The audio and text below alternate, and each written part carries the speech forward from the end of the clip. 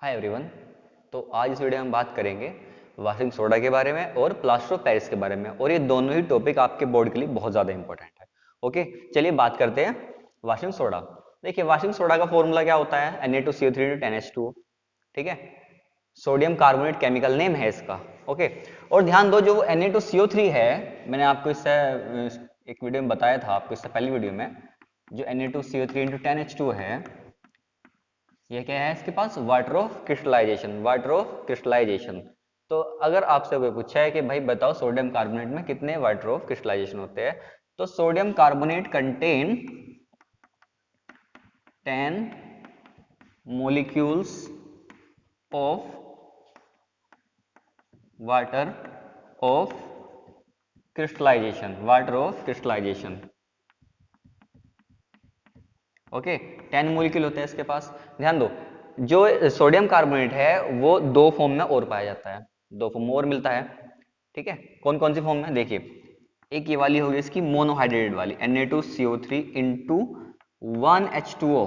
1H2O उसे क्या बोलते हैं? इसको बोलते हैं sodium carbonate. Sodium carbonate monohydrate. क्या बोलते हैं? मोनोहाइड्रेट। मोनो क्यों? मोनो हमने एक के लिए यूज किया है और हाइड्रेट में हमने वाटर के लिए यूज किया है। इसमें एक मॉलिक्यूल है वाटर का, मतलब इसका वाटर ऑफ क्रिस्टलाइजेशन क्या है? 1। ओके, दूसरी फॉर्म क्या होगी इसकी? ये तो वन फॉर्म होगी, दूसरी फॉर्म क्या होगी इसकी? देखिए, दूसरी फॉर्म होगी इसकी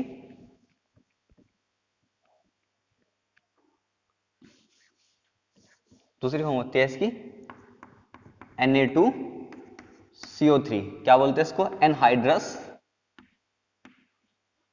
anhydrous sodium carbonate. Anhydrous sodium carbonate. Okay, और ये इसी का ही नाम है सोडा ऐश।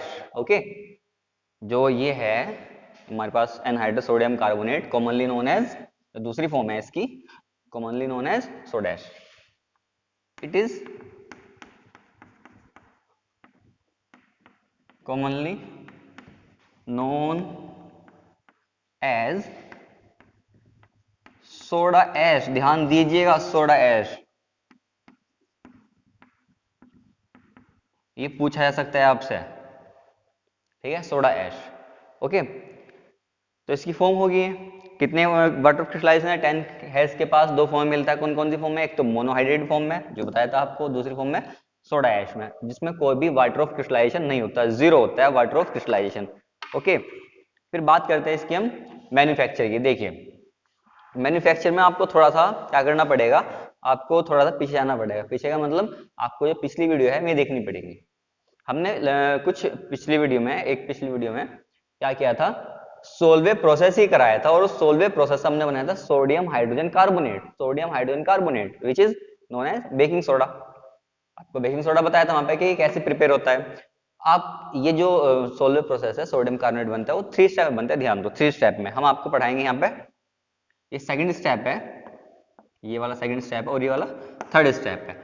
फर्स्ट स्टेप में क्या बनता है? Sodium hydrogen carbonate, baking soda, जो आपको मैं आपको इस वीडियो के डिस्क्रिप्शन बॉक्स में उसका लिंक दे दूंगा, आप देख सकते हो उसको। ओके, तो यहाँ पे क्या है? Sodium hydrogen carbonate. Sodium hydrogen carbonate, इसको इसको पहले प्रिपेयर करेंगे और फिर इसको हीट करेंगे, और जब ये ब्रेक होगा, ये जो सेकंड स्टेप है आपका, जो सेकंड स्टेप है आपका, इसमें क्या होगा? सोडियम हाइड्रोजन कार्बोनेट जो ब्रेक होगा क्या देगा मुझको? ब्रेक होकर देगा मुझे Na2CO3 कार्बन डाइऑक्साइड और H2O। Na2CO3 ये क्या है आपका? Sodium carbonate. ये क्या है? Sodium carbonate. Sodium carbonate, carbon dioxide and water. Okay, अब बात करते हैं स्टेप थर्ड के। स्टेप थर्ड में क्या होता है? जैसे कि मैंने यहाँ पे लिखा है रिक्रिस्टलाइजेशन। यहाँ पे क्या होगा? हम Na2CO3 को वाटर में डिसॉल्व करेंगे, वाटर में डिसॉल्व करेंगे, और क्या बना लेंगे? Na2CO3 into 10H2O। ये क्या है मेरे पास? ये क्या है मेरे पास? वाशिंग सोडा है। ये क्या है? वाशिंग सोडा है, या फिर हाइड्रेटेड सोडियम कार्बोनेट। ओके, ये वॉशिंग सोडा बन गया हमारे पास।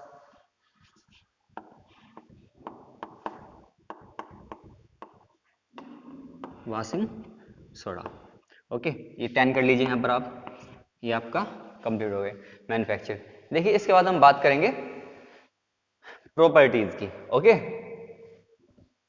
सोडा की ध्यान दीजिए, जब ये बनता है ना, जब ये ताजा ताजा बनता है तब ये ट्रांसपेरेंट होता है, तब ये ट्रांसपेरेंट होता है।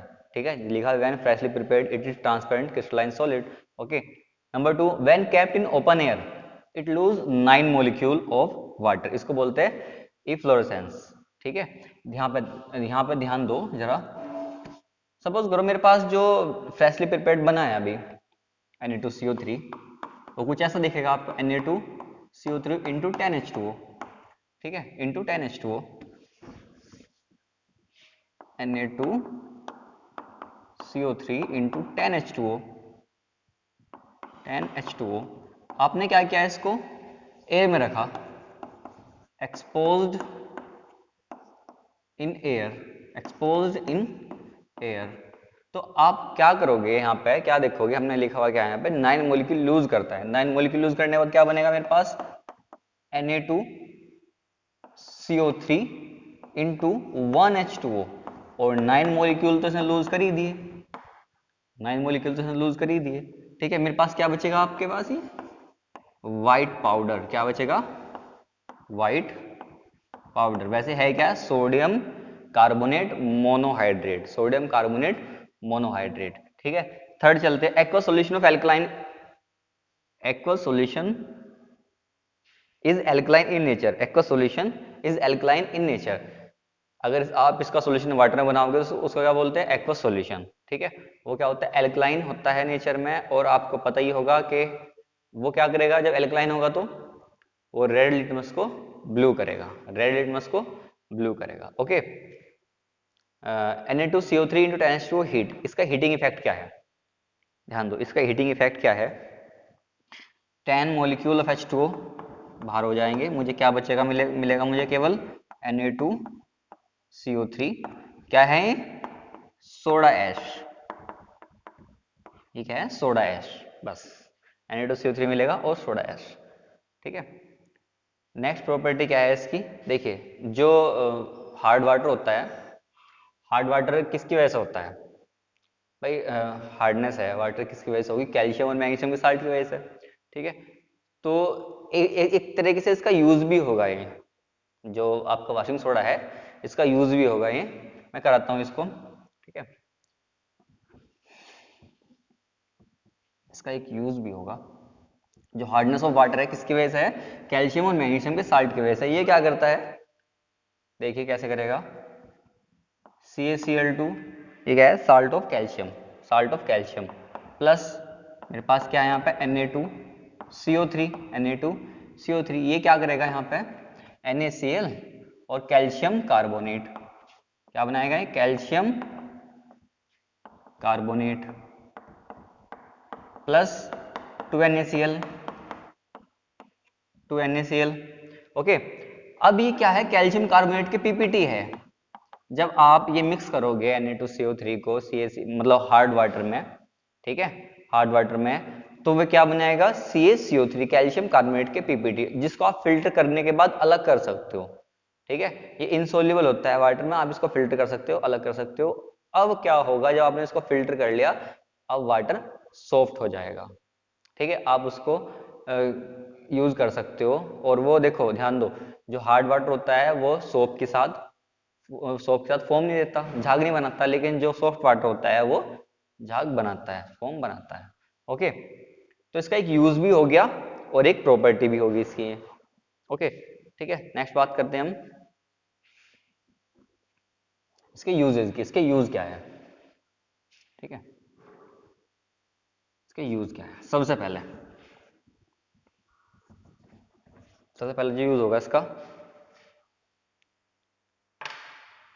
ठीक है, सबसे पहले जो यूज होगा इसका वो होगा, जैसे कि नाम से इंडिकेट हो रहा, जैसे कि नाम से इंडिकेट हो रहा, क्या नाम है इसका, washing soda in laundry, in laundry. To clean off clothes, to clean off clothes, ठीक है। To remove hardness, to remove permanent hardness, hardness भी दो टाइप के होते हैं, टेम्परेरी और permanent. To remove permanent hardness of water, ठीक है। बहुत सारे प्रोडक्ट है हमारे पास, जैसे पेपर हुआ, ग्लास हुआ, ठीक है।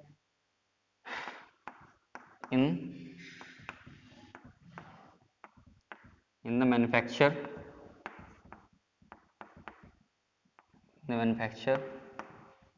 of glass, paper, borax, etc, बहुत सारी इंडस्ट्री में यूज होता है, ठीक है, ग्लास और पेपर और बोरेक्स में, ओके। और दूसरा है आपका ये हमारे पास जो लेबोरेटरी होता है उसमें एज ए रिजेंट भी काम में आता है, ओके। तो ये हो गया आपके यूज। इसके बाद हम देखेंगे प्लास्टर ऑफ पेरिस, ओके। तो चलिए बात करते हैं प्लास्टर ऑफ पेरिस की। प्लास्टर ऑफ पेरिस, ध्यान दो, प्लास्टर ऑफ पेरिस का केमिकल फॉर्मूला क्या है? CaSO4 इंटू हाफ H2, ठीक है। मतलब कैल्शियम सल्फेट के साथ यहाँ पे हाफ H2 है, तो POP है क्या? पहला बात हम लिखेंगे POP क्या है। POP is calcium sulphate hemihydrate, calcium sulphate hemihydrate. इसका मतलब क्या हो गया? इसका मतलब ये हो गया कि कैल्शियम सल्फेट के पास यहाँ पे क्या है, हाफ मॉलिक्यूल है H2O का, यानी मतलब one formula unit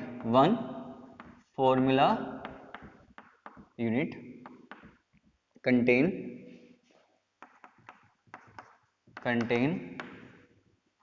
half molecule of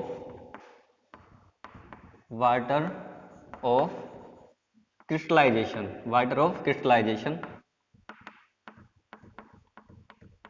okay. अब एक बात यहाँ पे ध्यान देने वाली है, यहाँ पे CaSO4 की एक फॉर्मूला यूनिट ने हाफ H2O के मॉलिक्यूल को शेयर किया है, यानी मतलब यही तो है CaSO4 इंटू हाफ H2O। भाई एक फॉर्मूला यूनिट ने यहाँ पे हाफ मॉलिक्यूल को शेयर किया है। अगर मैं यहाँ पे ये लिखूं CaSO4 ट्वाइस इंटू H2O, यहाँ पे आपको ऐसा लगेगा कि दो फॉर्मूला यूनिट ने एक H2O के मॉलिक्यूल को शेयर किया है, ओके। ये भी तो POP है, अरे ये भी तो POP है या नहीं? ये भी POP है, ठीक है, ये भी POP है, ओके। देखिए जिप्सम में उसमें कंफ्यूज मत होना। जिप्सम में क्या है, CaSO4 एक फॉर्मूला यूनिट के पास दो H2O के, एक कैल्शियम सल्फेट के पास दो H2O के मॉलिक्यूल है, ये क्या है, जिप्सम, क्या है, जिप्सम। और आपको मैं बता दूं कि इसको प्लास्टर ऑफ पेरिस क्यों कहते हैं। इसको प्लास्टर ऑफ पेरिस हम इसलिए कहते हैं क्योंकि जो जिप्सम है वो मेनली कहाँ मिलता है, पेरिस में, इसलिए हम क्या बोलते हैं इसको, प्लास्टर ऑफ पेरिस, ओके। ठीक है, अब बात करते हैं हम इसके प्रिपरेशन की। इसको प्रिपेयर कैसे किया जाता है, इसको प्रिपेयर कैसे किया जाता है, ठीक है। इसको प्रिपेयर किया जाता है जिप्सम से, ओके। इसको प्रिपेयर किया जाता है जिप्सम से। जिप्सम क्या आगे बताया था आपको हमने, CaSO4 इंटू 2H2O, ये क्या है आपका जिप्सम। और जिप्सम क्या करता है, जब इसको हम हीट करते हैं ना एट 100 डिग्री सेल्सियस और अरे ये तो यही है, ब्रैकेट में लिख लो 100 डिग्री सेल्सियस और 373 केल्विन, ठीक है। हमने इसको 273 ऐड किया और केल्विन में चेंज कर लिया,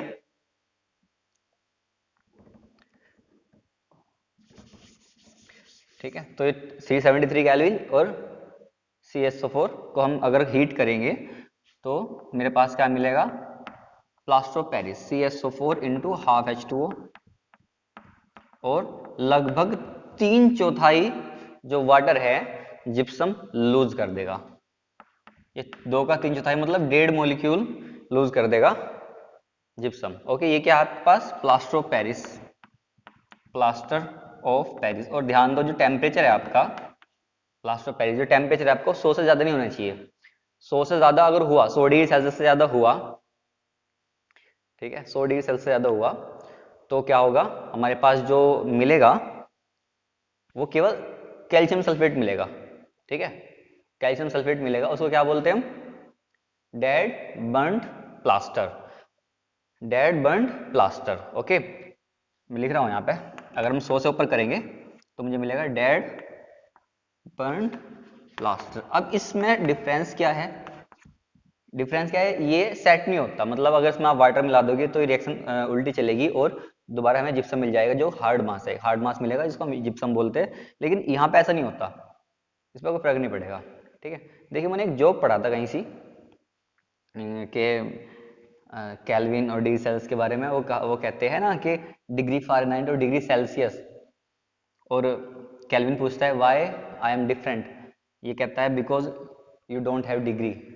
ठीक है, कि तेरे तेरे पास डिग्री नहीं है इसलिए तू अलग है, हमारे पास जो फ़ारेनहाइट है, डिग्री फ़ारेनहाइट और डिग्री सेल्सियस बोलते हैं ना ऐसे। ठीक है, तो खैर कोई बात नहीं, कैल्विन के पास डिग्री नहीं होती, डिग्री कैल्विन नहीं बोलते, कैल्विन ही बोलते हैं इसको। ओके, ये हो गया आपका प्रिपरेशन। ठीक है, ओके, इसकी बात करते हैं हम setting of plaster of Paris की।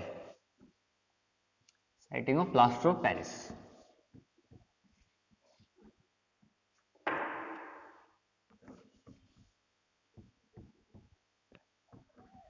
Setting of plaster of Paris, setting of plaster of Paris. Okay, चलो देखिए, CSO4 इंटू हाफ H2O, इसमें हम वाटर ऐड करेंगे कितना, 1.5 मॉलिक्यूल ऐड करेंगे वाटर के, मेरे पास क्या मिलेगा, दोबारा मुझे क्या मिलेगा, हार्ड मास मिलेगा जो क्या है जिप्सम है। हार्ड मास में है हमारे पास, लगभग 1 घंटे बाद जो क्या है दोबारा मुझे जिप्सम ही मिल जाएगा। ये प्रॉपर्टी बहुत अच्छी है इसकी। ओके, और ये तो पीओपी है, आपको पता है, तो पीओपी है ही। ठीक है, एक बात यहाँ पे जरूरी बतानी है कि जब आपका पीओपी सेट होता है हार्ड मास में यानी जिप्सम में, तो उसका वॉल्यूम थोड़ा इंक्रीज हो जाता है, इसका वॉल्यूम थोड़ा इंक्रीज हो जाता है, इसका कितना, लगभग 1%, लगभग 1%। ऐसा क्यों, ताकि मोल्ड में, जिस मोल्ड में आप डाल के इसको टॉयज वगैरह बनाते हो या डेकोरेटिव आइटम बनाते हो, उसमें हमें शार्प इंप्रेशन मिल सके। ओके, इसलिए इसका जो वॉल्यूम है हल्का सा इंक्रीज होता है। ठीक है, इसमें इतना ही था। देखिए अब हम बात करते हैं इसके यूजेस की, बात करते हैं इसके यूजेस की। यूजेस देखिए, यूजेस तो आपको पता ही है, इसके पता ही होंगे, मैं होप, उम्मीद ये करता हूँ, ज़्यादा कुछ ही नहीं है इसके यूज। यूज में क्या, पहला क्या लिखेंगे हम, यूज में लिखेंगे पहला in setting of fractured bones, हड्डी और प्लास्टर जुड़ता है, हड्डी टूट जाती है, प्लास्टर चढ़ाते हैं इसका ही। ठीक है, नंबर 2 लिखेंगे इन मेकिंग टॉयज, मैं बहुत कॉमन लिख रहा हूँ यहाँ पे। ठीक है, इन मेकिंग टॉयज, ठीक है, डेकोरेटिव आइटम्स। ओके, इन, यहाँ पे स्टैचू भी कर लो आप, इसमें हो जाएगा स्टैचूज etc या डेकोरेटिव आइटम, वो इसमें आ गया। ठीक है, और क्या बता रहा था मैं आपको, लैब में काम आता है, in laboratory to make air tight seal. Air tight seal को किसी हमें कंपाउंड को एयर टाइट सील करने में हेल्प करता है प्लास्टर ऑफ पेरिस। फोर्थ क्या है इसका, फोर्थ क्या लिख सकते हैं, हमारे पास सेटिंग फ्रैक्चर्ड बोन आ गया। ठीक है, और हाँ एक बहुत जरूरी बात भी तो है, चौक, इन मेकिंग चौक्स, चौक्स। ठीक है, इन मेकिंग चौक्स, जैसे जैसे वीडियो का एंड आ रहा मैं आलसी होता जा रहा, इन मेकिंग चौक्स। ओके, ठीक है। कुछ इसके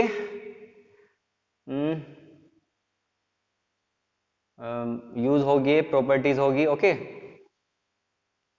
ओके, तो देखो हम इसको प्लास्टर ऑफ पेरिस को यहाँ पे एंड करते हैं, ठीक है। और भी बहुत सारे आइटम मैंने यूज होते हैं, फायर प्रूफ आइटम भी इससे बनते हैं, ठीक है, प्लास्टर ऑफ पेरिस से। देखिए इसी के साथ हम वीडियो को खत्म करेंगे। देखिए आप अगर इस वीडियो को देख रहे हो तो आप हमें कमेंट में बताइए, ठीक है। आपको कुछ समझ नहीं आता वो भी कमेंट में बताइए। देखिए हम कुछ क्वेश्चन कराएंगे, ठीक है। हमारे पास दो बुक है, प्रदीप बहुत अच्छी बुक है, एहसान वो भी बहुत अच्छी बुक है क्लास 10 साइंस के लिए। आप हमें कमेंट में बताइए कि हम क्वेश्चन किससे कराएं, ठीक है। क्वेश्चन प्रदीप से कराए। देखिए एक प्रैक्टिस क्वेश्चन होता है, ये चैप्टर यहाँ पे खत्म हो चुका। इस चैप्टर खत्म होने के बाद हम प्रैक्टिस क्वेश्चन कराएंगे। आप मुझे बताइए कि प्रैक्टिस क्वेश्चन में किस बुक से कराऊं, और नहीं बताएंगे तो मैं अपने आप करा दूंगा। ओके चलिए।